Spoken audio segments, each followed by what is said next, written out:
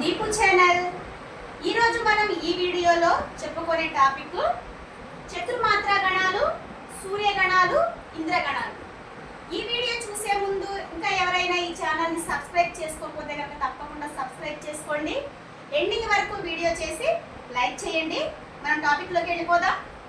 మనం ఛందస్సులో చతుర్మాత్ర గణాలు అంటే ఏంటో చూద్దాం. చతుర్మాత్ర గణాలు అనేవి ఇవి 3 రకాలు. అవి ఏంటంటే మొదటిది నలము.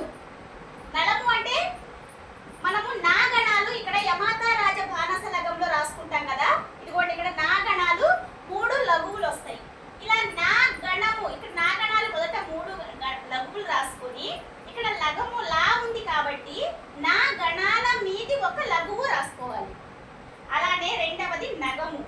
నగము అన్నప్పుడు మనం ఏవైతే యమాత రాజ భానస లగంలో నా గణాలు రాసుకున్నామో అలా నా గణాల మీది ఒక గా ఉంది కాబట్టి ఇక్కడ ఒక గురువు పెట్టుకోవాలి.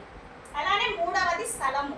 ఈ స్థలము కూడా యమాత రాజ భానస లగంలో సా గణాలు ఉన్నాయి కదా, లఘువు లఘువు గురువు. ఇక్కడ లగము ఉంది కాబట్టి సా గణాల మీది ఒక లఘువు రాసుకోవాలి. ఈ 3 కలిపి చతుర్మాత్ర గణాలు అవుతాయి. అలానే నెక్స్ట్ ఏంటంటే సూర్యగణాలు. ఈ సూర్యగణాలు ఇవి 2 రకాలు. అవేంటంటే మొదటిది హగణము లేదా గలము అంటారు దీన్ని. హగణము లేదా గలము. దీనికి గలము అని ఎందుకు పేరు వచ్చిందంటే హగణము అనేది గురువు లఘువు రాసుకుంటాం కాబట్టి గలములో మొదట గురువు, లాలో లఘువు, అందువల్ల దీన్ని గలము అని పిలుస్తాం. అలానే రెండవది వగణము లేదా లగము. దీనిలో వగణము అనేది లఘువు గురువు అవుతుంది. ఈ వగణాన్ని లగము అని ఎందుకు అంటాము అంటే ఇక్కడ మొదట లా ఉంది కాబట్టి లఘువు, ఇక్కడ నెక్స్ట్ గా ఉంది కాబట్టి గురువు, అందువల్ల దీన్ని లగము అని పిలుస్తారు.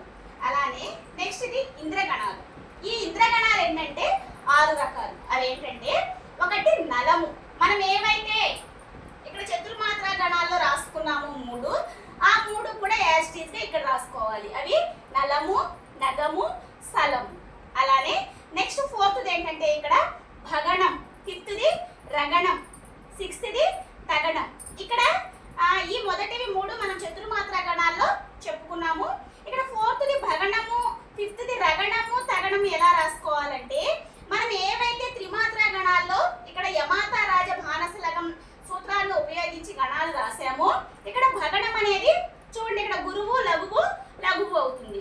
అలానే రగణం అనేది గురువు లఘువు గురువు అవుతుంది. అలానే తగణం అనేది ఇక్కడ గురువు గురువు లఘువు అవుతుంది.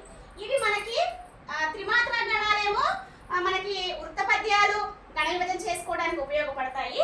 ఈ సూర్యగణాలు, ఇంద్రగణాలు, చతుర్మాత్ర గణాలు మనకి ఏవైతే జాతి పద్యాలు, ఉపజాతి పద్యాలు ఉన్నాయో వాటిని గణ విభజన చేసుకోవడానికి ఉపయోగపడతాయి. ఇది ఈరోజు టాపిక్.